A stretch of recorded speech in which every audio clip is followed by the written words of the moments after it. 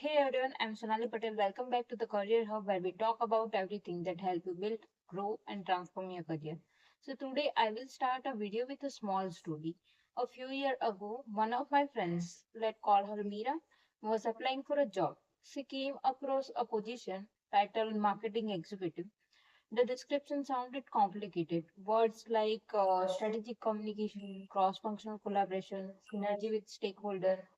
Mira thought, oh, this is not for me. I don't have this fancy skill. But guess what? 2 weeks later, another candidate with half her experience got the same job. Why? Because that person didn't get scared by the job description. She knew how to decode it and find the hidden opportunity within. And that's exactly what we are going to talk about today.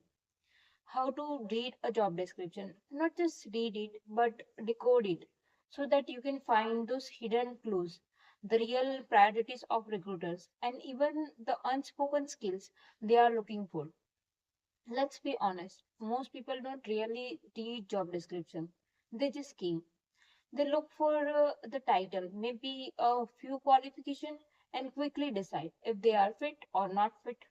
But here's the truth, a job description is not a list, it's a story. It tells you what the company values, what they struggle with, and what kind of person they actually need. Think of it like this, between those line of requirements and responsibility, there is a message.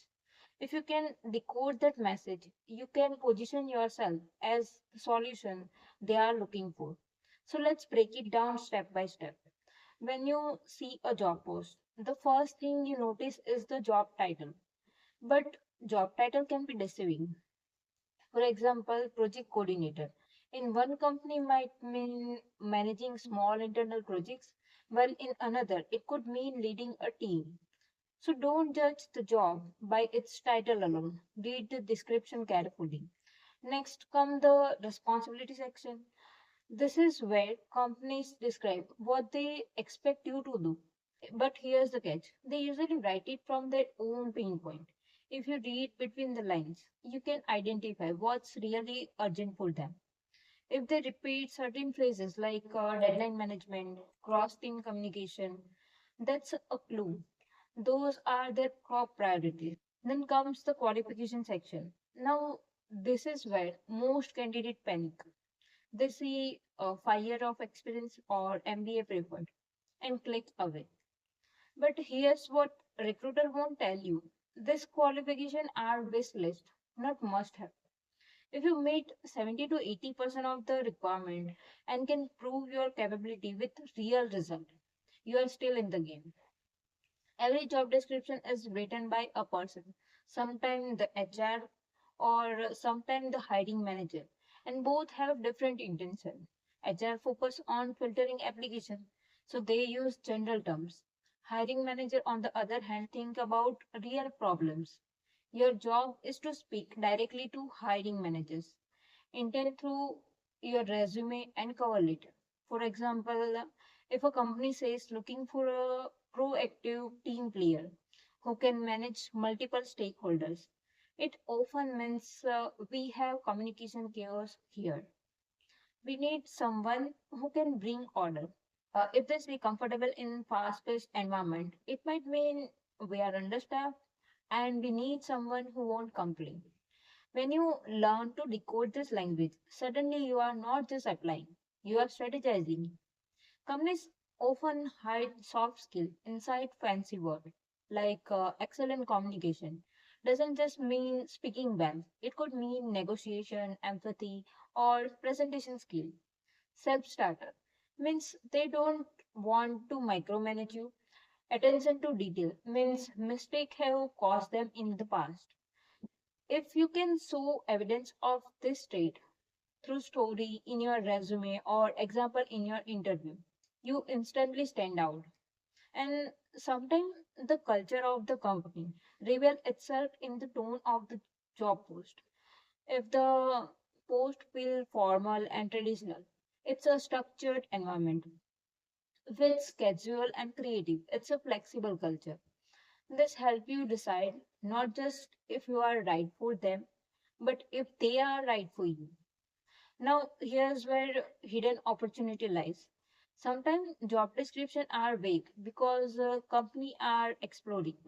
They might not even have finalized what the role fully look like. That's your chance to save it. If you see a line like may include other tasks as assigned, it means there's flexibility. If you bring an extra skills, say you know design in marketing role, you can pitch that as a value add. Many candidates have landed higher position or better pay simply by identifying that gap in job description and presenting themselves as the solution. Let me share one real example. A candidate once applied for a content executive role.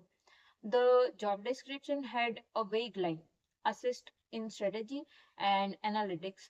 Most people ignored it. But she mentioned in her email, I work on content performance dashboards that improve engagement by 30%. She didn't just apply. She understood their unspoken need. She got hired and within 6 months promoted to content strategist. This is the power of reading between the lines. At the end of the day, remember this. The job description are not a wall to stop you. They are window to see what's possible. Every requirement, every phrase hide a story about what the company is struggling with, what they value, and who they want. Don't disqualify yourself too early. Read deeply, understand the intent, and craft your story to match theirs. Because when you learn to decode job description, you don't just find jobs, you find hidden opportunity that other completely miss. If you found this video helpful, make sure share it with a friend who's job hunting. You never know, this one insight might change someone's career.